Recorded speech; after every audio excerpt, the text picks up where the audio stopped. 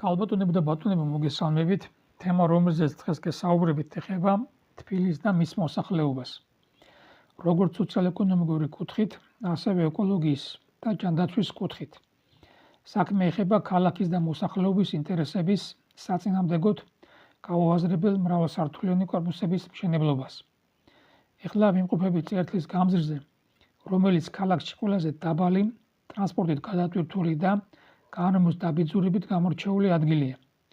მიუხედავად ამისა, მრავალსართულიანი კორპუსების შენებლობები უფრო დიდ მასშტაბებს იძენს, რაც ეწინააღმდეგება ქალაქის და მოსახლეობის ინტერესებს და გამოუსწორებელი უარყოფითი შედეგების მომტანია. დანაშაულია, როდესაც ერთი კვადრატულის მშენებლობა 300-დან მაქსიმუმ $500 ჯდება და მოსახლეობა 1500-დან $2000-მდე იხდის. ანუ ერთ ბინაში 2-3 ბინის ფასს იხდის.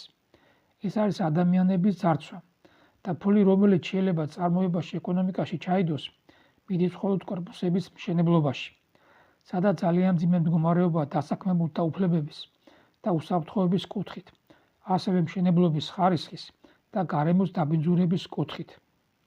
მცირე საწარმოს გახსნა, რომ მოუნდეს ვინმეს, ადგილს ვერ ნახავთ და არც არავის აინტერესებს ეს საკითხი, რადგან ერთი კორპუსის აშენება $10 მილიონის მოგებას იძლევა 2-3 წელიწადში.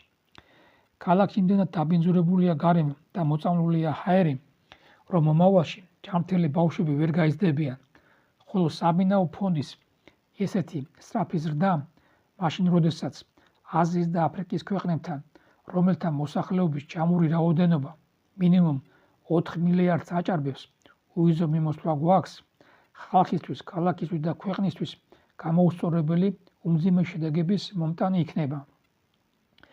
თუ ესე გაგრძელდა მომავალში, თბილისში და საქართველოში ქართველები უმცირესობაში აღმოჩნდებით. რა უნდა გაკეთდეს, რომ ეს შედეგი იქნეს თავიდან აცილებული? უპირველეს ყოვლისა უნდა გაუქმდეს უვიზო მიმოსვლა აზიის და აფრიკის ქვეყნებთან.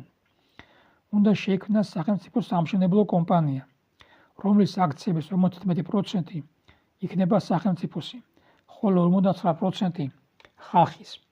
უნდა აიგზავნოს მრავალსართულიანი კორპუსების მშენებლობა მარტივი მიზეზის გამო. უბრალოდ ამის აუცილებლობა არ არის.